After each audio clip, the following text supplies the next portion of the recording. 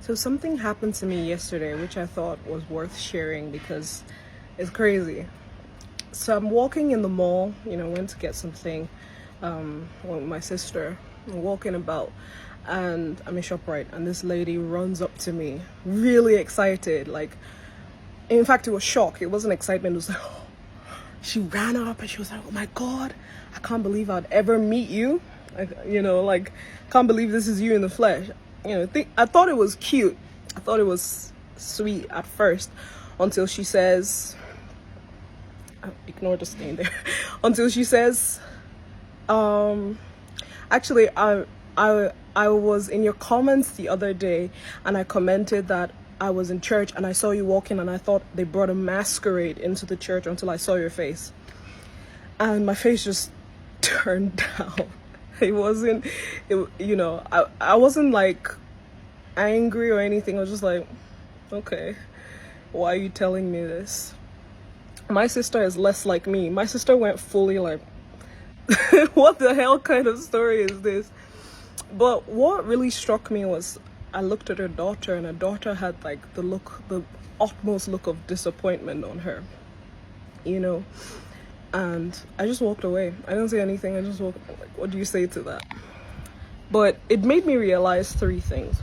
Sorry, I'm in Nigeria, it's hot. Anyway, it made me realize three things. One, those who talk about you behind your back are always there behind your back. If they were on your level, if they were ahead of you, most likely wouldn't speak that way about you. Anyone who loves you doesn't speak poorly about you. Secondly, I just was shocked that someone who calls themselves a Christian, a believer, would consciously admit to me that she bullied me.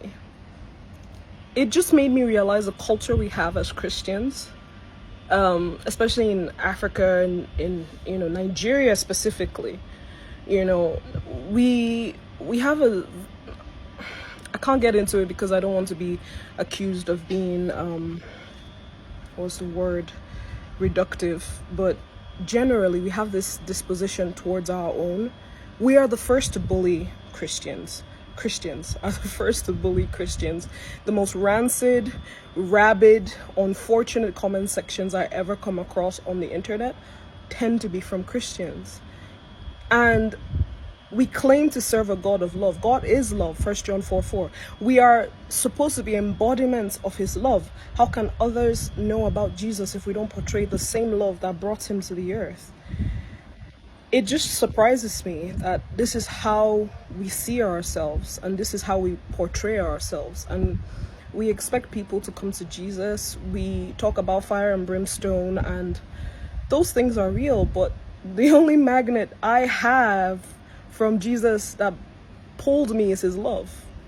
It's not the judgment or the fear of it, it's the love. And we're having this pandemic, especially with gospel artists, where it's like every action is scrutinized. Everything we do, everything we are is put under a telescope and is like dissected and pulled apart. And these are human beings. These are people who lead lives, who have feelings. We don't think about that. You never think about it until you actually meet the person. It's like, it's a human being with eyes and a brain and a heart. Like, it's a human being like you. What are we doing? I mean this with all the love in my heart. The Bible lets us know that the judgment will start with the church. Jesus isn't going to start with the sinners, because, well, no, of course they will be judged, but they didn't really know better. We know better, And Peter says it is a fearful thing to fall into the hands of a living God. Just imagine at the end of life, at the end of all we've done here, when we thought it's all said and done and we have the curtains fall, what will we be remembered by? What will people say about us? Oh, she was so mean. Every time I sat with her, she gossiped. That guy, his mouth is bad. Can you imagine? Like, that's a horrible legacy to leave behind. I just wanted to put this out there, bullying someone about what their child looks like, bullying people about how they, appear, which is hypocritical considering most of the people that come at me about that don't have a style. But that's beside the point. Like, we owe it to each other. We owe it to Jesus, who first loved us when we were yet sinners, when we had nothing to portray. We don't have any reason to be this judgmental. What do you have that God hasn't given you? This is in the Bible. What do you have that God hasn't given you? If you think you're a better stylist than me, fair enough. But you don't have to say it. If you think that, someone has done something shady behind closed doors, it's not, it breaks my heart when I see that the Christian blogs are the ones that start the worst rumors and they spread it about. We are the ones who come at ourselves. Like, it's crazy. The final thing that I learned from the whole experience, heaping coals on your enemies' heads is a real thing. And that's what I want to wrap this up with. I just think we should move with the love that Jesus said we should have. He said, if your enemies slap you, turn the other cheek. Turn the other cheek. That's what we call real discipleship. We are so quick to lie. So you talked about me, but no, she's gonna feel worse about what she said about me because I didn't say anything. I didn't say a thing. I just looked at her like, oh, and walked away. Heap coals on your enemies' heads. The people that think that they can get to you, the people that think, oh, I've said this about her, this is gonna make her so sad. Let them see that it doesn't matter. You are hid in Christ and Christ in God.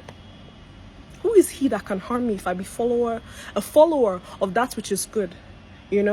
Nothing anybody says about me can separate me from the love of God. Romans chapter 8. Nothing can separate me from his love. So anything anybody wants to say, anyway they feel about me, anything, if God didn't love me so much, I wouldn't be here. I don't deserve it. I'm not his best candidate, but here I am. So yeah, that's what I wanted to share with you. I just think that we should love one another, God bless you.